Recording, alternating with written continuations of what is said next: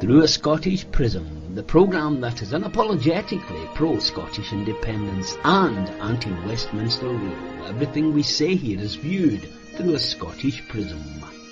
Brought to you by Barhead Boy. Hi folks, and welcome back to Through a Scottish Prism. I hope you and yours are well. It's been another heck of a week, a fantastic week. Things are coming together at last, but lots happening in Scotland, outside of Scotland, all affecting Scotland. And we're going to talk about it, so I don't want to spend too much time in the intro. Let's just get the guys in. As you will notice, I'm in Mr. Boswell's position where he was last week. Where are you today, Mr. Boswell?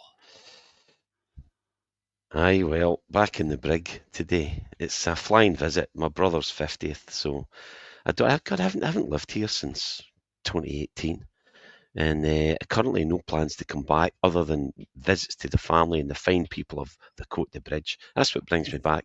Never the town centre, never the depression, never the sad. I mean, what's coming down the turnpike's terrible, but loving the people, loving being back in Cote Bridge, loving the partying. Good. You'll notice that the cushions have been fluffed since you left. I was tempted, but I didn't take any of them. And there, up in Clackmannanshire, we have our favourite lawyer. How you doing, Eva? I'm like you, Roddy. Ever ready, Roddy. Desperate to see Scottish independence, and this has been such a fantastic week, having the revolution kick-started by Councillor Gordon Murray from Stornoway, and then our announcement about Liberate Scotland later on in the week. So it feels like the clans are gathering, and, you know, take heart from the words of Robert the Bruce. If at first you don't succeed, try and try again. We will succeed, and we will liberate our country. Yep. Unlike the words of John Swinney, if at first you don't succeed, don't worry about it. And up there in the city of discovery, it's our Alan. Alan, how are you doing? We're doing really well, Roddy. Raring to go. The campaign starts now. Correct. Unfortunately, folks, we don't have our Lloyd with us. He has he can't be with us today, but he'll be back soon. We hope, and we wish his mum's not very well, and we hope she's on the mend. And we'll see him again soon. So this was the week, Phil. This is when all the chats we've been having and all the meetings we've been having and all the planning we've been doing started coming together.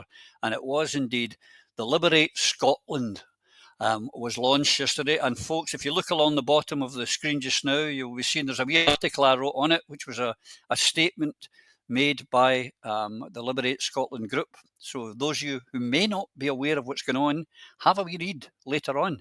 Meantime, Phil, are you as excited? I mean, I'm buzzing. I don't know about you, but I'm absolutely buzzing. Yes, definitely. It's basically where we're going here is it's the start of the unification process. Now, the problem is there are many naysayers, and we have been part of that problem as well, because there's naysayers talking from a realistic perspective, and there's naysayers who just want to muddy the water because their ego is not being massaged enough. The reality is there needs to be a wee bit of humility, and in some of the, I mean, I've attacked people, and I will continue to attack people that do not stand up for the rights and the needs and the will of the people of Scotland. But when you do get on board and you're facing the right direction, I'll back you all the way. And that's what we need. We need to understand that the unification starts with yourself. Put your own house in order. And I'm willing to work with just about anybody. The problem I've got is the people that are, the problem I've got is with, I cannot trust and will never trust people who are in the pockets of the British state. And that the leaders of the SNP, certain individuals, have sold us out. When I look at Angus Robertson telling us that the only way forward is to do what we did last time and get England to tell us when we can do it, how we can do it, a referendum on their terms with their mandate. No, I don't want this guy anywhere near it. And that's a problem. And I think, where do we draw the line? That's the important thing. But what I'm excited about is we've waited, and enough of us have now ran out of patience. Some Wings Over Scotland is probably the first to run out of patience. The great Reverend ran out of patience because he saw the writing on the wall. He read the runes. He understood exactly what was going on and the betrayal that was unfolding in front of all of us. I was suspect, but I didn't click. Took me a while. But when I did, I saw it so clearly, and that's the good thing. But it's the same as Trump in America. People are seeing the lies that politicians tell. People are seeing how how George Carlin was right, and we're seeing this in Scotland here. Wings was right. Wings was on the button again. We were betrayed by certain individuals who were supposed to lead us to independence. When Nicola was given the keys, I mean, Alex was far from perfect, but by God, he was the best thing we've ever, the best political mind and brain and tactician that we have generated probably ever. And he's a massive loss to the movement. And you look at Alpa's having its own troubles because that's just, it's political parties. There's dark arts afoot. It's just how the world turns. You've got to deal with it. And unification, and this is a chance for us to step up, and it will be baby steps. It won't be the chances of winning this and taking, for example, this by-election away from SNP are very slim.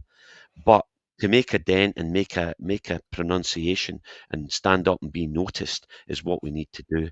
And we've got to be excited about it because it's our future and, more importantly, our children's future that's at stake. Well, I agree to a point, but Hamilton is where the magic happens for the SNP. And I know it's what stirred me in 1967 with the wonderful Winifred Ewing. So, as they say, wonderful things happen, and they can happen, and history can repeat itself in Hamilton. So I'm not so sure, because that's Phil's let the cat out of the bag there a bit early in the show. But yes, ladies and gentlemen, the Liberate Scotland people will be contesting any Holyrood by-election that comes up. We are not going to sit in our laurels. We are not going to stand aside until someone, if someone says that they're in, we're with them. But Liberate Scotland will be contesting everything that it needs to contest. Eva, you, like the rest of us in this show, have been involved in discussions across numerous platforms with numerous people. We spoke to everybody, and some people, and as their right, said they didn't want to be involved in unity. What I found quite startling was what this today, on the same day as we announced Liberate Scotland with ISP, Indy for Indy, Liberation Salvo, and Independence Scottish Forum for Scotland, and with the SSRG, this suddenly appeared, who didn't want to be with us, didn't want to be involved, they said, in any unity. I found Alba talking to Greens. They were complaining that Greens wouldn't step into an arrangement with them. I found that, I was a wee bit angry about it, but I found it strange, didn't you? I find it strange and a bit disappointing, quite frankly, because those of us who joined ALBA did so because we were attracted to the prospect of a unified campaign in 2021, and that was what the plan was at that stage. So it's unfortunate that the Greens were being wooed, if you like, by ALBA in a fashion that some of the rest of us were not. But, Liberate Scotland is open to everybody who genuinely supports the notion of independence for our country. And I've been reminded over the course of the past few days of some personal history as well as some of the political history of Scotland. And, earlier on, obviously, I was quoting Robert the Bruce, but we need to really think very seriously about why we supported the SNP, why we joined ALBA, what it is that we actually want to achieve and how we're going to get it. And if you think back, if you've long memories, and most of the viewers will have memories like ours, remember the 1979 referendum and the 40% rule. That referendum was won by those who voted for devolution, but it was lost because not 40% of the electorate actually participated to the extent where they voted in favour of it, but 51% of the voters voted for devolution, and Westminster still refused to let us have it in 1979. So obviously it took another 20 years before that happened. This is what happens when you play by British rules, and playing by why British rules is what we have got to stop doing within our movement. You know, I said this is like the gathering of the clans. It is like the gathering of the clans, because everybody who genuinely is desirous of independence for Scotland has got to hold their nose and deal with people that they would generally cross the road to avoid. And I've been just as guilty as anybody else for criticising people, but I'm criticising the leaders of the parties that are not taking the cogent steps to make independence a reality. And remember why it has to be a reality for us. It's because our country is being bled dry and our people are starving, they are freezing, their health has not been adequately cared for and catered for at all stages of life. We've got elderly worrying about paying bills. We've got delays discharging the elderly from hospital because we don't have enough care homes and we don't have enough care home staff. We don't have enough home carers to keep our elderly at home. Our prisons are bursting. They're beyond capacity. You know, there are so many areas of Scottish public life and Scottish public policy that are crumbling. And one of the reasons why they're crumbling is we're not independent. Another reason why they're crumbling is because we don't currently have the competent government that we had previously.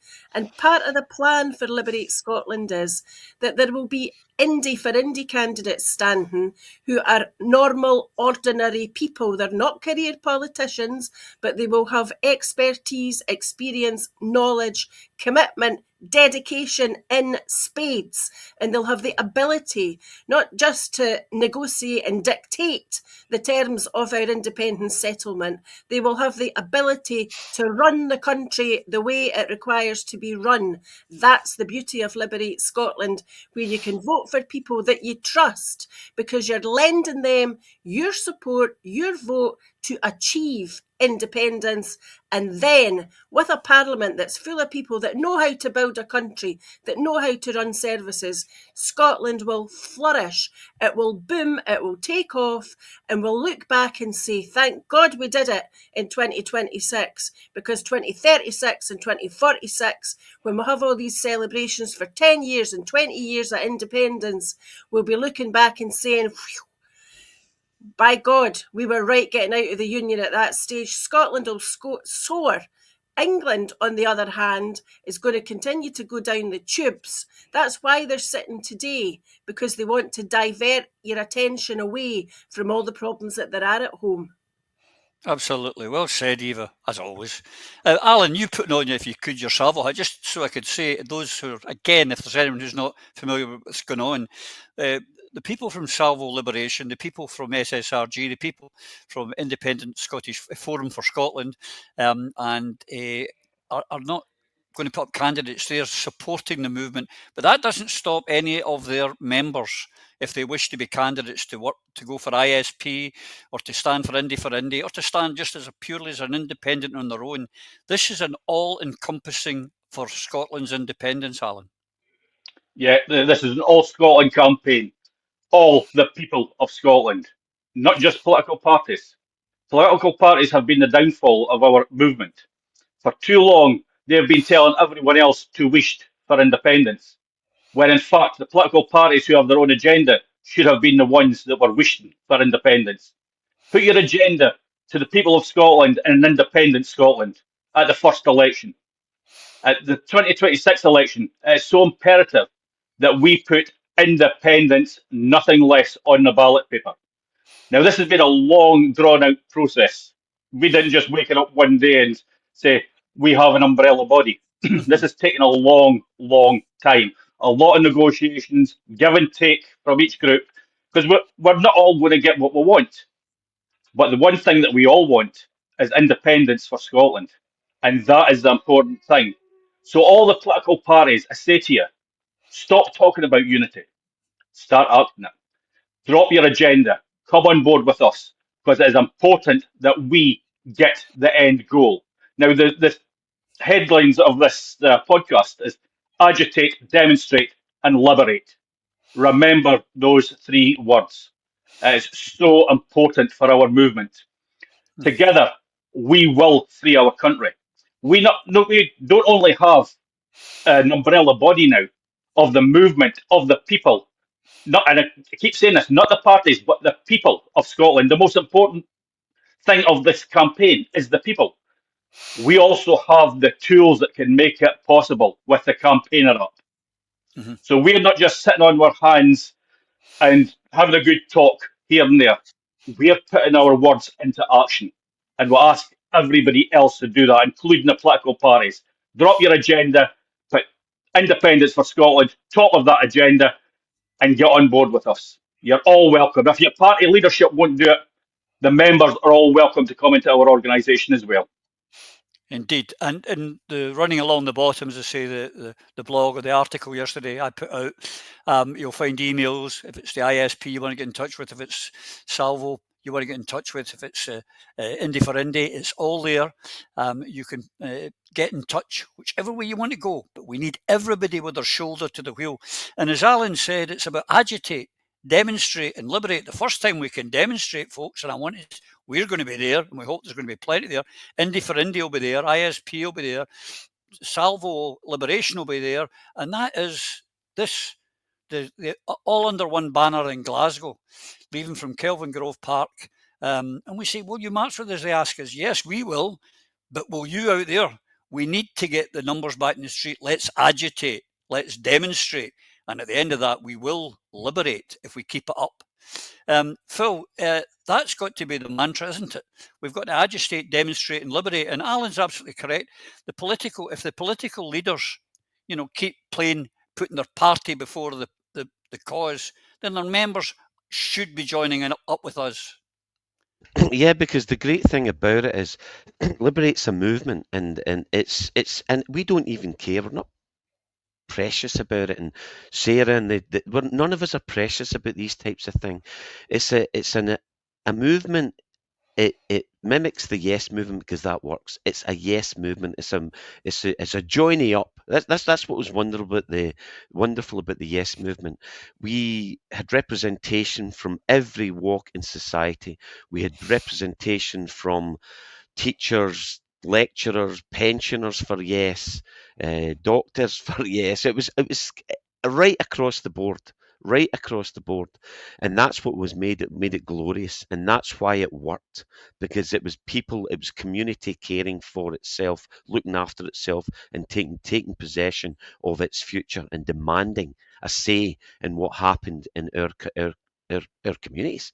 So that's the great thing about this. We're not precious about it. Sorry to interrupt you, Phil, but didn't it also terrify the establishment that the people were using? That's why absolutely terrifies them. I genuinely believe that we won that now. I mean, I didn't say at the time, I thought that's just sour grapes, and I didn't see any evidence. But the two people that I've actually spoken to, two returning officers, and when they retire, they've said they'll come out and tell the truth, but not until they retire. But they saw boxes changed out for the voters, for the postal votes. That's what we're up against. We're up against an organisation that is desperate to cling on to the last big cash cow it's got, because Scotland is exactly that. You look at, I mean, it slipped out. They've even admitted it. Cameron himself said, "Oh, well, you can't compare Britain to Norway. Norway's a small country with loads of oil." Aye, right. You're thinking, exactly. That's what we're talking about. And he knows it. He knows it. He'll let that one slip out.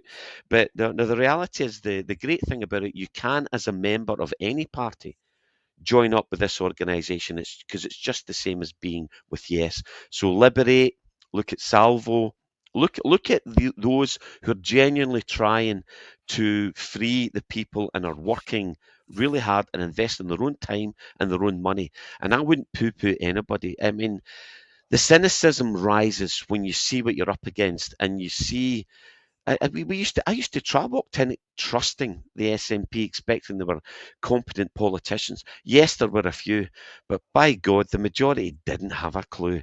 And quite clearly, when you look at the actions right now of those quislings who've been turned, and if they've ever truly on our side, they've certainly been turned. Because why are you speaking a mouthpiece? Swinney, all the rest of them, they're all talking as if they're British establishment people. Hold on, That's my boss. I'll call him in a bit. A phone call from my boss. I'll have a wee chat with him in a bit. My boss is upstairs. It's a different game. I'm divorced now, so it's my work. I'm the boss. But no, so the great thing is people can get behind this the way we did in the Yes movement, because we don't have to worry about cross-party loyalties. You don't have to worry about it. You can be a member of any party you want, but get behind the movement, because it's united. It's Solidarnosc. It's freedom. That's what we're after. We're after a unification of the people to fight for the rights to party. Yeah, well, and this is it. I mean, I personally, the two of the biggest things for me in getting independence, ladies and gentlemen, is a republic and neutrality. I've parked him for this campaign till after, as John, one of our techies, says, it's about getting the keys to the Independence House. Till you get the keys, you can't change the wallpaper, the plumbing, or build an extension. So everything else has to be secondary. And also, Eva, what we don't want to be, and you alluded to in your first reply, is if we go into British ground where they want us, where we're talking about the things they want, economy, what currency will you use, or, all that nonsense, they will beat us. We stick to a vote for me is a vote for independence. That's it. There is nothing that the establishment fears more than the unity of the people of Scotland who support independence, because we are in the majority. And in a democratic election, we would win. There is no doubt about that at all. That's why I was mentioning the 1979 referendum, because we did win that, but they shafted us anyway. So we have to have a tartan, a kilt, a Scottish approach, made in Scotland, for Scotland, by the people of Scotland. Mm-hmm. And if you needed any more proof of the absolute disdain that Westminster holds the Scots in, you only have to look at the treatment that the SNP get every week at Prime Minister's questions, where, in essence, most of the members of that Parliament are laughing at the SNP, poking fun at them, because they are completely and utterly powerless and absolutely insignificant. If you think back to Phil's time there, 56 out of 59, and Phil was all for rolling up his sleeves and getting torn in, like several of his colleagues were. And of course, the word came down from on high, and the famous or infamous words of Tommy Shepherd, will be good little parliamentarians. And they were just that. So what we need to do is we have to make sure that the people of Scotland have a viable, credible alternative to career politicians. Mm-hmm. And any by-election between now and the Holyrood election is one that we should be seriously considering standing somebody from the Liberate Scotland group, a capable person in each, who has a pedigree, who has a history, who has ability and proven experience and track record, because Scotland is full of people with those levels of competency, knowledge, understanding, education. But it's high time that these thinkers and movers and doers and actors were all putting their shoulder to the wheel and creating the new Scotland that we can all envisage, that we know we can have. We just can't have it just now with the politicians that we've currently elected and in the system that we're currently in. So if people like us are like-minded and want to see independence, then what they have to do is to make sure that they make current politicians, the leaders of every party, understand, know and recognise that people are sick, fed up with party politics and point scoring. What we should be doing is saying, independence, nothing less. When we've got it, we'll sort everything else out. We can do the budgets, we can do the sums. Everybody knows Scotland would end up in a surplus because of the amount of our resources. And there are so many things that we could do practically overnight. National House Building Company, build houses using the wood that we grow in the forests of Scotland. Create an energy company. We could be giving away free electricity to our pensioners. That's what we could do in an independent Scotland. There is no reason why not. We would be self-sufficient in energy overnight, not exporting it south or having to send our oil You know, that stuff is still Scotland's oil. It was Scotland's oil in the 70s, and it's Scotland's oil today and tomorrow and the day after that, provided that we vote for independence. So rather than talking in terms of, oh, what we're going to do with Grangemouth, nobody's actually trying hard to save it other than the people who work there and Kenny McCaskill. Beyond that, Brian Leishman of the Labour Party talks a good game, but his leader's not listening to him. So with an issue in Grangemouth, the people of Scotland cannot stand idly by and leave that refinery to the horrible fate that is currently planned for it. And it should be a symbol of national resistance. So when we say agitate, demonstrate, liberate, we mean it. People have to get out on the streets and they have to make their voices heard. Go and see your MP, go and see your MSP, email them, phone them, write to them, chat their door and ask them what it is that they're doing to make your life better. What are they doing about saving Grangemouth, for instance? What are they doing about homelessness? What are they doing about the NHS? You know, demand answers, not a fob off. And, you know, there's an opinion poll come out today, some sort of analysis of people's current level of faith in John Swinney's government. And the SNP's ratings have plummeted. Well, it's not surprising, is it? Because those of us who voted SNP in 21 did so because we wanted to get towards the goal of independence. And the dial has not shifted. Public support remains huge, but it's the politicians that are letting the public down. So rather than SNP1, SNP2, SNP1, ALBA 2, what we need to have are competent people elected that the electorate actually trust to deliver. That's what's needed. And that's what will happen when the people of Scotland continue, as they've done in the last few days, to get right behind Liberate Scotland, because we mean what we say. No weasel words from us, no forked tongue. We don't promise one thing, get elected, and then do another.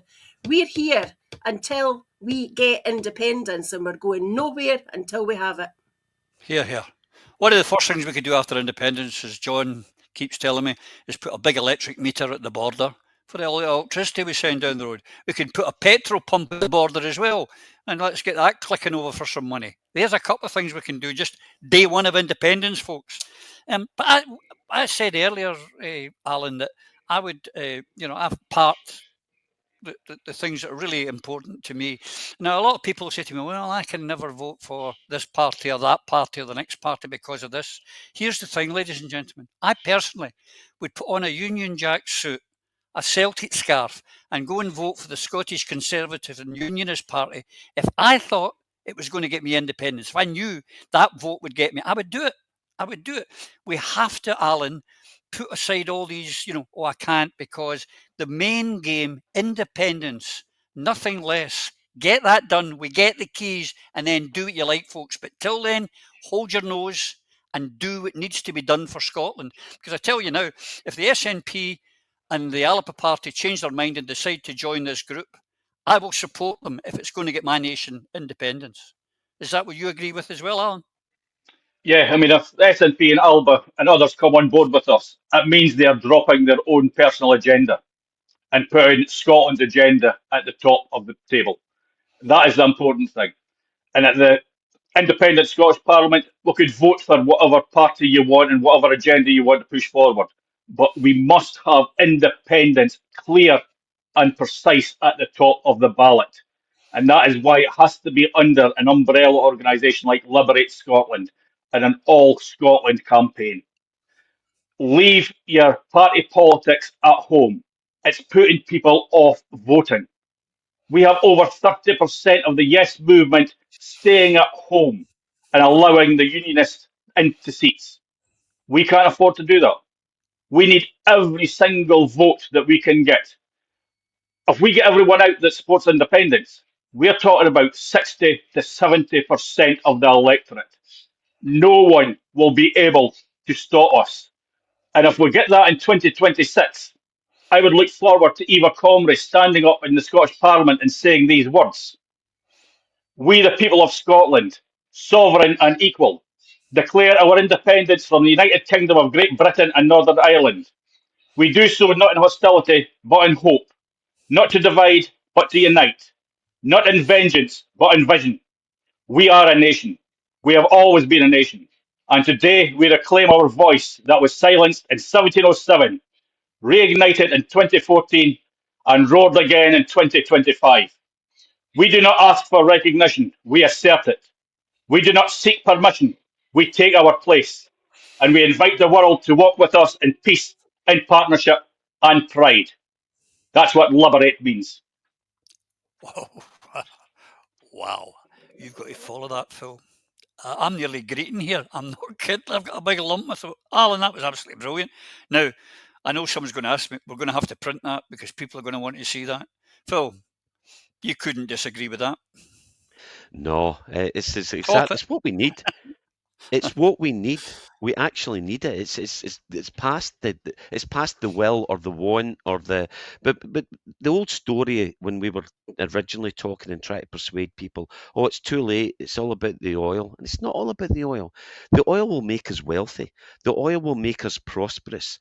The oil used properly will be a tool that we can use to benefit our people, not the corporations and not the British government, because that's what's happened just now. What we need is to put our future in our own hands, to take control. And you're not given this. You're never given this. So anybody who purports to represent you, to tell you that we will ask the British government for, they're lying to you, and they know they're lying to you. Angus Robertson, you're lying when you say that the best way, the only way, the only sound way is to go back and do what we did in 2014 and beg for another referendum. No, it's not.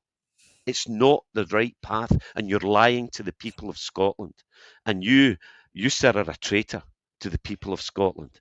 And that, because the people of Scotland want independence, we want it now, we want to take control of our future, we want to stop the poverty. And if you're not suffering, if you're not seeing the suffering in the street, you have to be front line. You see this. You have to be doing what Alan's doing. You have to do what Eva does. You have to work in the police. You have to work as a taxi driver, as a social worker, as someone who deals with these poor victims of drugs.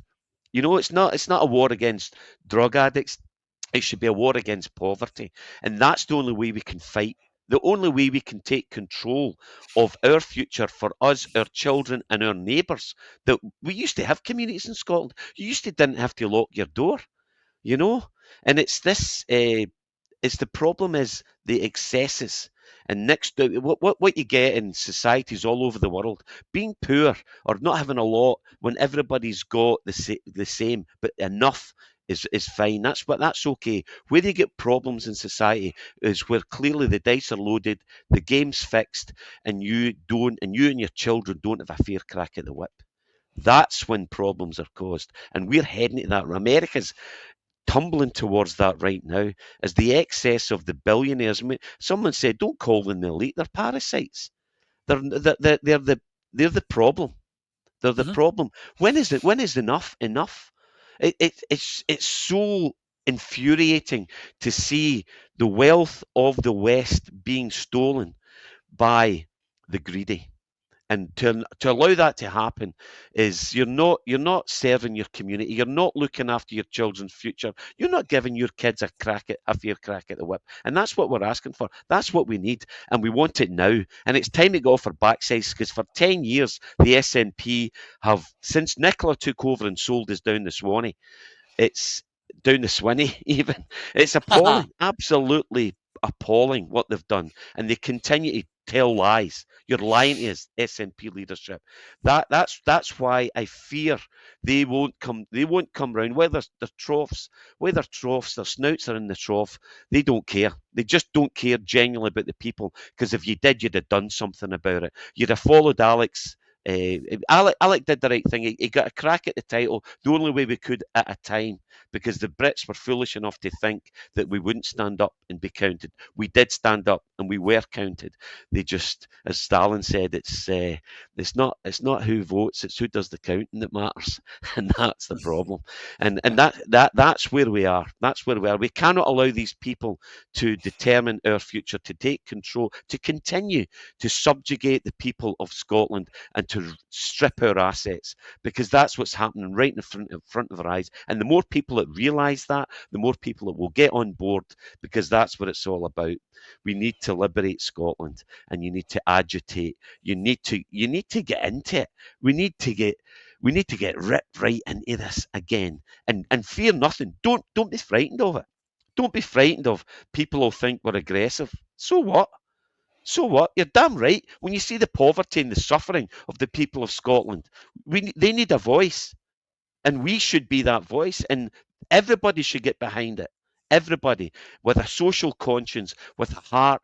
If you do love humanity, I mean, for God's sake, do the right thing. Stand up for the people of Palestine. Stand up against what the Zionists are doing. Watch what's happening in Russia. This proxy war in Ukraine, that 1.1 million young men have died, appallingly, for what? For greed and jingoism and saber rattling. It's absolutely appalling. It disgusts me what's going on, and we should all be more vociferous and stand up for what's right. And what's right is the liberation of the people of Scotland. 100%. And we have got to agitate, demonstrate and liberate. And as I keep pushing it up, and we're doing it every week, is this all under one banner on the 3rd of May is a great opportunity, folks, for you all to show that you're back on the course to do it. Because even what we've got here is polls have consistently for the last couple of years shown 50%, anywhere between 45 and 53, 54% in favour of independence. However, when it comes to voting, 17%, 20% are turning out for by-elections. When the polls show the SNP on 30, 35%, a massive amount of pro-independence people are disenfranchised, are unenthused, are sitting at home. This is also an opportunity to get their enthusiasm up again and get them out there working towards a goal. And the goal is, in May 2026, a vote for independence. Absolutely. We're really going right through the annals of history today, because you took me back to living in my caravan in Crieff in the 1960s, when the SNP were really not much more than a bit of a laughingstock for really quite a long time. Hamilton obviously having changed that dramatically overnight. Mm-hmm. However, in the 1970s, obviously the SNP were on the rise, but the greatest two speeches I ever heard came from Alex Salmond, of course, and Jim Sillars. And Alec did what he did. He made our movement flourish and go from support being at 28% to 45%, at least, if not more, because he ran competent government, and most importantly, people trusted him, and he gave people hope. There was real optimism, real drive, spirit and heart and soul went into that 2014 campaign from all the ordinary people of Scotland, the ones that won the Battle of Bannockburn, for example, the small folk, the ordinary folk, your next door neighbours, the shopkeepers, the folk that you meet when you're out doing your messages, the paper boy. All these people were enthused about the prospect of building a country anew, afresh, taking the good bits of Scotland that we love, removing the crap, a war on poverty, and bringing our people into the 21st century, because there are thousands of people in Scotland that are in need that is unnecessary, and they're in need because we currently have a lack of political will on the part of our leaders to address those ills.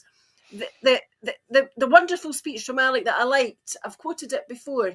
This party, the National Party, carries your hope, and we shall carry it carefully. And he did. And that's what's needed now, is people that are trusted, that take that hope, cherish it, and build the Scotland that we need to have. The other speech that I'll never forget, because I was crying at the time, it was just so emotional, was Jim Sillars, when he said at an SNP conference, "It is the purpose of the Scottish National Party to wipe every unnecessary tear from every Scottish cheek. That is our purpose. That is why we want independence, because there are mothers with broken hearts in Scotland today. There are fathers and grandfathers and aunties and uncles with broken hearts, because they see that we're not creating the better Scotland that those of us born in the 60s really believed that we could and we would. So we've got to do it. We've got to do it for our children, our grandchildren, for those who come after us, because there is nothing more precious than being able to hand over to your descendants the keys to your destiny as a free citizen of a free country. That's what we're about, and we're going to do it. Here, here. And that's just what we've got to do, Alan. And we'll go back to this agitate, demonstrate, liberate, because those numbers, there's so many people sitting at home. We've got to get them and get them enthused. And this is an opportunity to do it. Yes, it is. And I mean, unfortunately, when we were starting this process, we had to keep things as quiet as possible so we could move forward without anybody trying to knock us off the rails. So it looked like nothing was happening. So a lot of people were really getting down the dumps. I mean, wee Annie kept having a go at me. Stop saying, watch what's going to happen. Something's happening soon. But she's now over the moon that this has now happened. But we couldn't declare that early because it could have been derailed. There is lots and lots of things that are going on behind the scenes. Unfortunately, the people aren't seeing that. But hopefully now that we have announced the Liberate Scotland, people will be enthused, they'll get the fire in their belly again, and they'll be back out on the streets. Now, it doesn't matter what little you can do for this movement. Every little helps.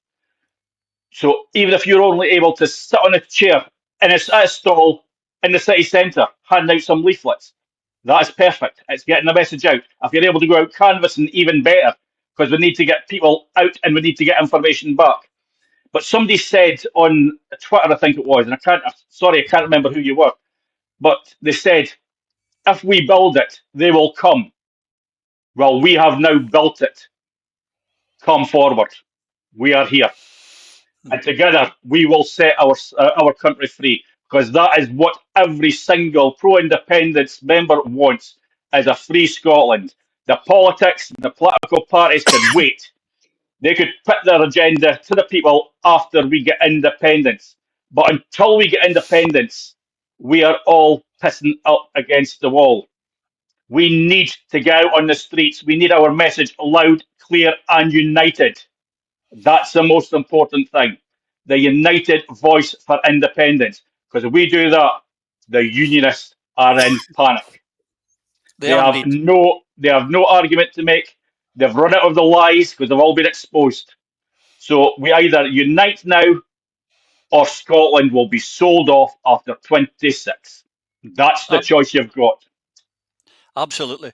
One of the things when we were discussing this, ladies and gentlemen, is that we knew that the Brits, they own the TV studios and they own the newspapers and they've got that, and they own the radio stations.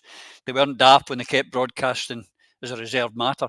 So we have to find other ways, and information is power. And Campaigner, the app that's been developed, gives us the power. Excuse me, I've got a tickly throat here. And it's a GPS-based canvassing tool. It's there for everyone in the independence movement to use, and we will use it. And from that information, we can generate, things like we know what our vote is, we know how to get them out. It levels the playing field, and we will use it. And why do we want to use it? But why do we want to get out of the union? We've told you how we're going to do it, but there's just to add, to let you know, one of the things, I'm showing it to you first, Phil, because I don't want to get Eva upset too quickly. But I want to hear is our man Starmer, the kid starver. This is what he's saying. Remember, Grangemouth folks can't do anything about it. Private company, nothing that can be done. Port Talbot Steelworks, private company in Wales, can't do anything about it. Good afternoon.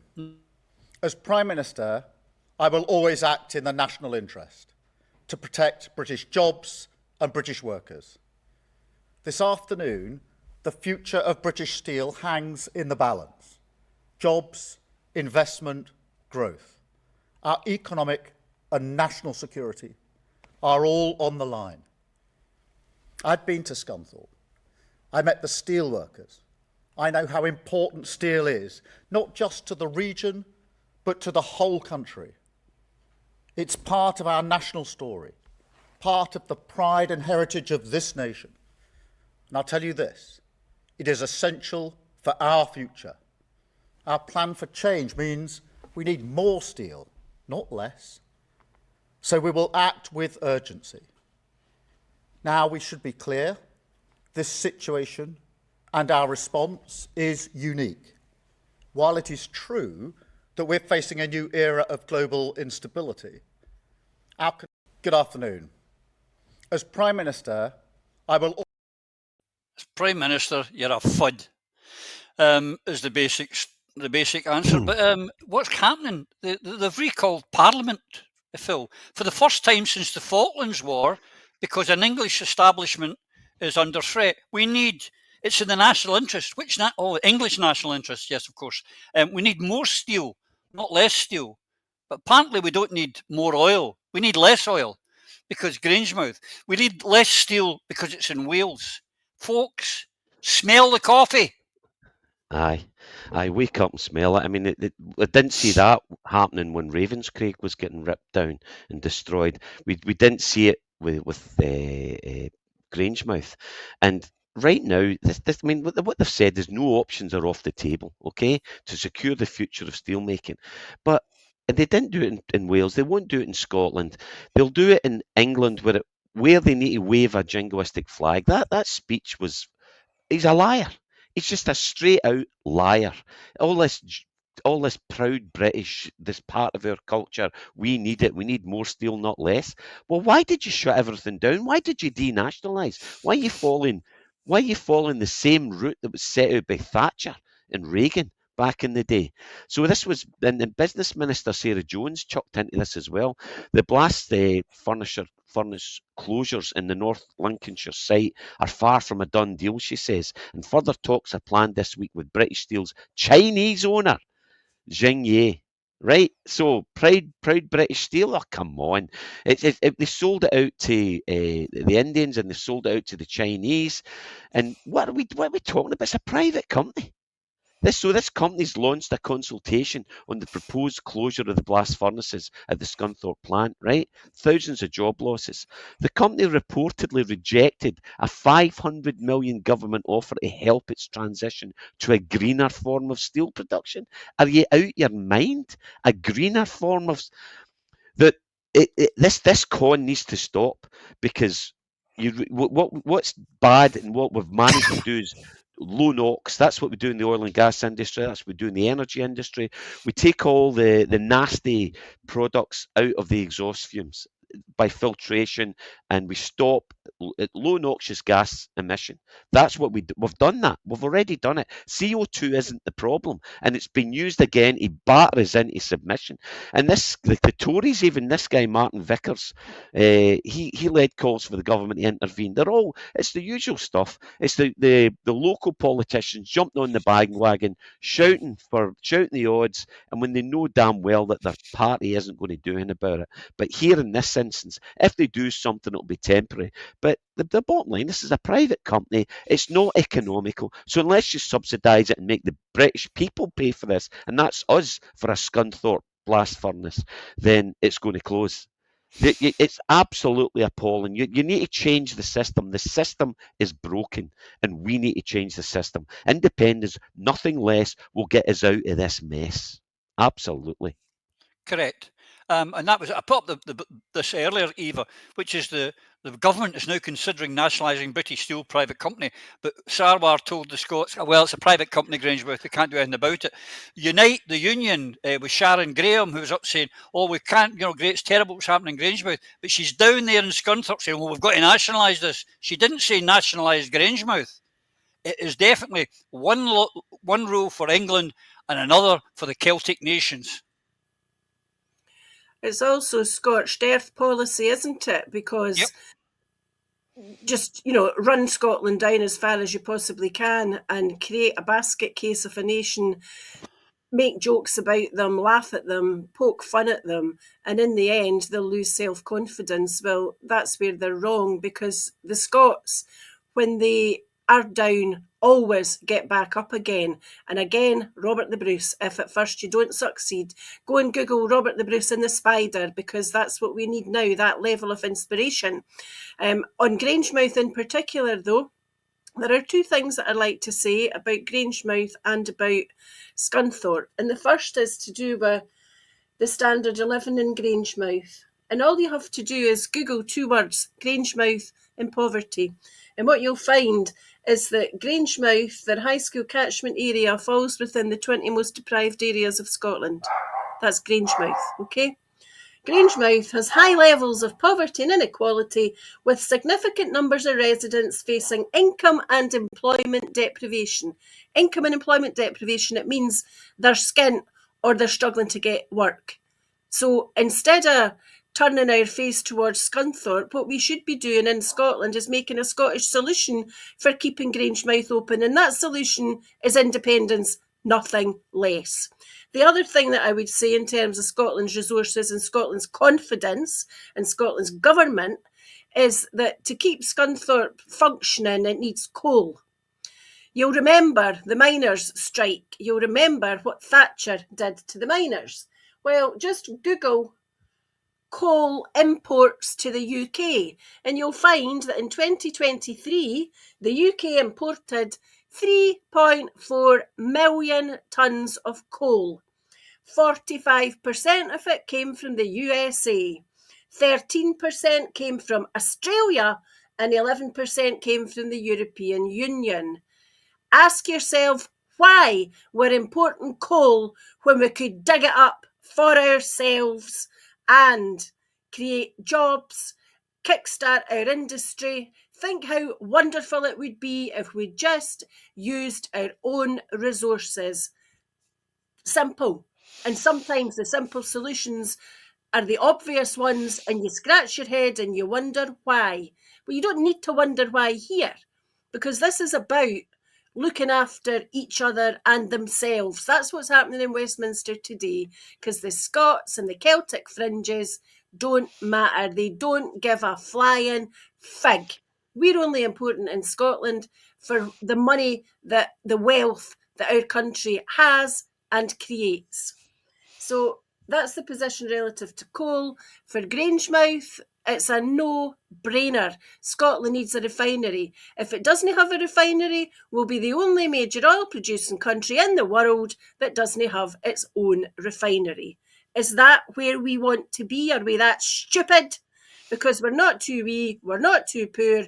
But if we don't do Liberate Scotland as a nation, we will prove, and the leaders of the parties that refuse to participate will prove, that they are too stupid to be trusted with the destiny of our country.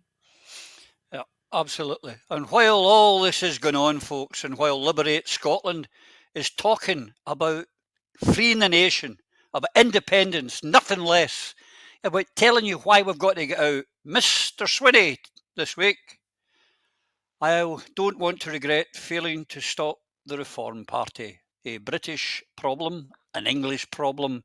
His big concern is the upsetting of the apple cart of the British consensus, Alan. Is that not shameful for a leader of a so-called leader of a liberation movement party?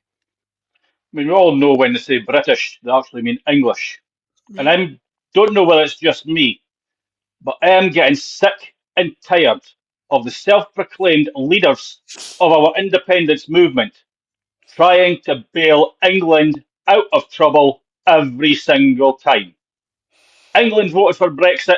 We should have left them to it and got ourselves out of the Union. Hear, hear. England is voting reform. Scotland's not. And if you want to stop Scotland, and if you want to stop reform in Scotland, there is one easy way to do it. Liberate Scotland. All going forward as one. Because it doesn't matter how many unionists they throw at us, they will never ever outnumber the independence movement. So we must unite. And when we unite, we defeat reform. That's the only way we can do it.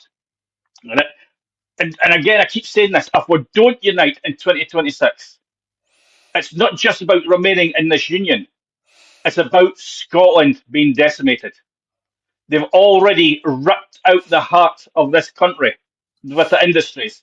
They're taking away all our industry. I mean, steel is important to England, they say.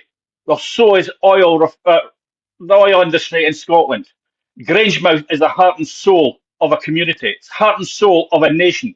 We need that, and it should be nationalised.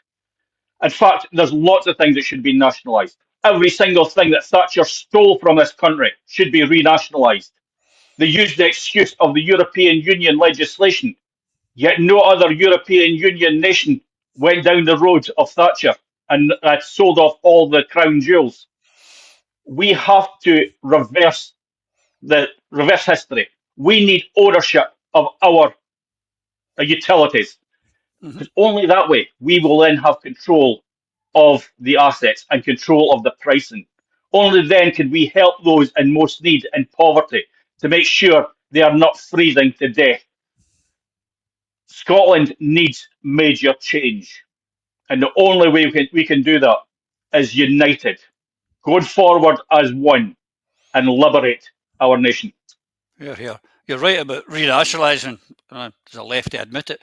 But just take a classic example of water. The only one still in public hands, ladies and gentlemen. We have the best quality of water. We have no shit in our rivers. We have no shit on our beaches, unlike England. There, the proof of the pudding's in the eating. And the same will be in all the other utilities that have been nationalised. And I've told you the story here. They boast to me in Spain that they can keep my electricity prices so low because of their foreign investments, e.g., the old SSEB. They're making so much profit from there, they're subsidising electricity in Spain. So that's where we're at. The other one, this a couple of things here, because the clock's clicking on is always full, and a couple of things I want to cover, because why we don't want to be any longer in this union, why we shouldn't trust any of these Labour people. Here's an ass who was over trying to pretend he was a pretendy First Minister in New York last week. We can use our ties with Trump to make Scotland great again. Oh, original, Annis, very original, make Scotland great again. But at the same time, Phil, if you actually look, they can't even spell Scottish. They call themselves the Scottish Labour Party, but on their leaflets that went out, they can't even spell Scottish, let alone care for Scottish. Aye, that's about the size of it. I mean, it's a joke. This Sarwar's a joke. The guy's a complete twat. And given Trump's disposition, Annas won't be allowed in the country of the United States. And that's a serious point, because Trump's America is so right-wing now, it's regressing instead of advancing modernity and the continued civilization of world society. The West made great steps. We're regressing. We're going back the way. It's appalling. And if you've been keeping an eye on it, and the National reported this, that Annis, the leader of the Scottish Labour Party, supposedly has been making some pretty curious points, as they point in, because what he's really proving that neoliberalism is alive and well, and it's a good point by the National. I have to agree with them in this one. And Scotland's political ideals are getting dragged through the mud here, and they're right to point that out, because his grand idea of strengthening Scotland's tide with Donald Trump, yes. Yeah, Donald. He thinks windmills causes cancer and declared bankruptcy more times than we can count. He's all excited about Trump's investments in Scotland. And we do want investment. But then the golf courses of Ayrshire and Aberdeenshire. But real investment, he says, sure, they've created jobs washing golf carts, the National point out. Nah, Annis is just jumping on the bandwagon because he speaks with a forked tongue and cannot be trusted. Swinney's the same in the earlier point. Why are you concentrating on UK politics and stop and reform? If you were a true independentista, John, you would not be playing the British game. Eva touched on it earlier. It's not a fair game. The dice are loaded. The game is fixed. So, John, don't pretend that you actually speak for us, because you don't anymore. You don't. You've sold us down the Swinney, and it's appalling with the situation that people face. It's absolutely appalling. I mean, he was cited. I mean, the other thing is, of course, reform is actually good for the independence movement. This is Britain making a mistake. The unionists making a mistake again, because with the reform coming in, they'll split the unionist vote. Yeah. And that Absolutely. gives us a chance. If we get our act together, when we get our act together, because it will come, and unify, they can't stop us even if they're all together. But when they're divided, time to strike, folks. Strike when the iron's hot. And a couple of things as well. The green lie, 51% of, Eva touched on it again, 51% of that coal's for power stations, about half of it. We still use coal-fired power stations. And we're importing millions of tons. We still export coal. There's coking coal as well. We still need it. You still use it. And the world will continue to use it. You need it for it doesn't matter. We'll come on to that another day. But the bottom line is, this is our opportunity, folks. And these people that we've got in power are lying to us, barefaced liars. Trump is an obvious liar. He's not a professional liar.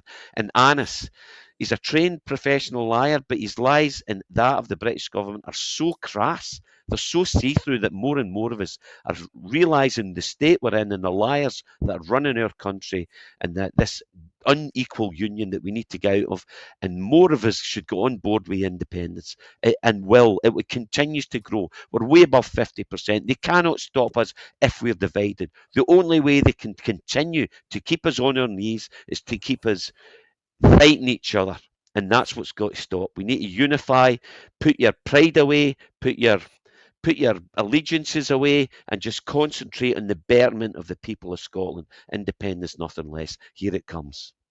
Well, we've got to do this, Eva, because there's too much tribalism. My party, come what may. This is a bigger cause, and we've got to do. I mean, I noticed down in we mentioned last week in Wales that for the first time ever they had a pro-independence majority, and this is this one this week where Newport now makes the 20th.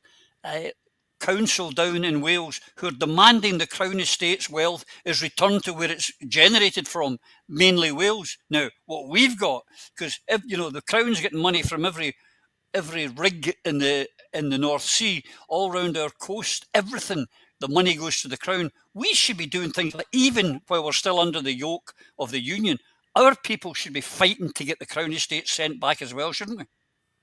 Yep, but what to do is just Google Crown Estate Scotland, and the opening line of the website tells you all you need to know about their priorities, because the first line on it is Crown Estate Scotland welcome GB energy agreement between Scottish and UK governments. Says it all. Yep. They're fans of GB energy. That I don't even know the words to describe it. A con, that's what it is. So, yeah, I think the problem that we've got is for far too long we've put our trust in the wrong people, and we've woken up. And it is time for unity. It is time to hold the nose and vote for folk that we might have disagreements on with, provided that we're all there contending for independence.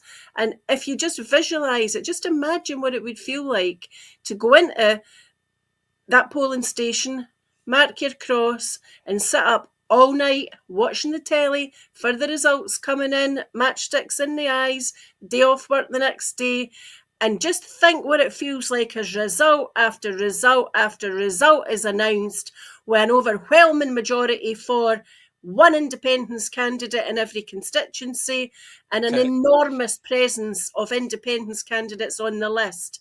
The power, the fire, the glory, everything that goes along with that. But the greatest thing would be the day after, and the day after that, and the one after that, when you can say that you're waking up every morning in a free country where tomorrow's going to be better than today, where we're going to attack poverty, we will eradicate poverty, we will build houses, we will have free electricity, we'll educate our children. Our children will be able to go to school from all the estates, all the council schemes in Scotland, and study whatever the heck they want to study, because we'll have plenty of teachers and plenty of schools, because we'll use money that's currently being spent on bombs. We'll use that money for our bairns and for our single working poor, and take them out of the poverty trap too.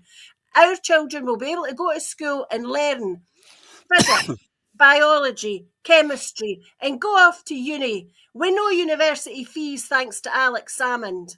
They can go to Edinburgh Uni and cross the Queensferry crossing for here to get there, thanks to Alex Salmond. Think of all the things that we could do in our country when we are free, when our money and our resources and our human resources and our human potential is used for good and for kindness and for making the world a better place than it is just now. You know, Jim Sillars and his Robert Burns hospital ship going round the world into war zones and into areas of natural disasters, looking after people, healing them. Send our children abroad as nurses and doctors and physiotherapists and prosthetists. You know, there are charities working abroad now from Scotland that provide, you know, prosthetics for people in parts of Africa that are pretty poor. That's what we want the Scottish reputation to be abroad. We want them to say, see the Scots, they're a peace-loving, peaceable nation. Aye, they can fight when they have to. They'll defend themselves if they have to. They'll defend democracy. But what the Scots want to do is to make the world what it should be. And we should enjoy humanity and look after each other. We can have these ambitions as an independent country. We need them, and they are far, far, far away from the values of the people that are sitting in Westminster today. So again, bairns, not bombs, let that be the mantra, and dream for yourself about when the dream comes true, the dream is realised and you are waking up in an independent Scotland because we have liberated us. Indeed. And could I just make a request to anyone in the public? During recording of Prism, could people not visit Eva and ring her doorbell because the dogs go mental? Okay, thank you very much. Alan, we're coming to the end. A few words from you, my friend. I'll mention some events that are happening. But if you could encapsulate this week and how you feel and what we need to do going forward, what would you say? Well, I think it's what we'll have to do is to explain to people the choice that they have. They can listen to the Labour Party, who continuously talk through their anus. They could listen to the political parties in Scotland who say they want unity, who talk a lot. Or they could join an action group that are actually doing it. They are uniting the nation. They are uniting the movement. Because only as a united movement in action, not in words, can we get anywhere forward. Yep. Can I just say that? And with Campaigner and with this Liberate Scotland, we're a campaigning umbrella. We're not a talking shop. So there's all the people are going to go out, the feet are going to be hitting the cobbles, and we're going to be knocking the doors, and we're going to be asking the questions, and we're going to be carrying the message, and that can be you. Get in touch. If you read the article that we've been running along the bottom for most of the show, you'll see email addresses. If you don't want to go to Indy, fine. If you want to go to ISP, or you want to go to Salvo, you want SSRG or Independence for Scotland forums, go to them, email them, say, I want to be part of this. I want to be part of history. And that's what you're going to be now, is part of history. With school kids will be talking about you in years to come. Say, no, my great granny knocked that door and converted that man into an independentista, etc., etc. But on that, Eva, I don't know when the date is, the thing in Brechin.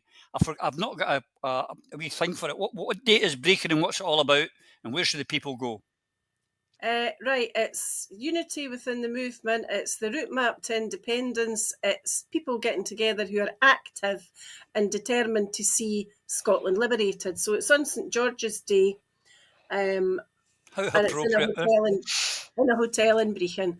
So right. Alan will be there, I'll be there. I think Neil Hanvey's attending. I'm hopeful that there'll be people from Salvo, ISP, etc., all there, and we'll have a right good debate in terms of driving the movement forward, creating unity, and unity of purpose and unity of direction. The people who are running that, can you please send me a meme and I can put it up? Because here's another one, Alan, you can talk us through those. And there's a No Freeport public meeting hosted by Salvo in the northeast, and that's my old eyes can't see it. Alan, go on, tell me. 27th. Salvo's going through the country. They'll be in Peterhead Football Club on the 27th of April from 1:30 to 3:30. It's making it quite clear Scotland is not for sale. Correct. So there you are. And any of you pro-independence people who have something you'd like me to advertise or promote on here, Send it to me. Send me a wee meme like that, wee picture, boom, up it goes. So remember, folks, agitate, demonstrate, liberate, and keep safe till we see you again. Take care now. Through a Scottish Prism, the programme that is unapologetically pro-Scottish independence and anti-Westminster rule. Everything we say here is viewed through a Scottish prism. Brought to you by Barhead Boy.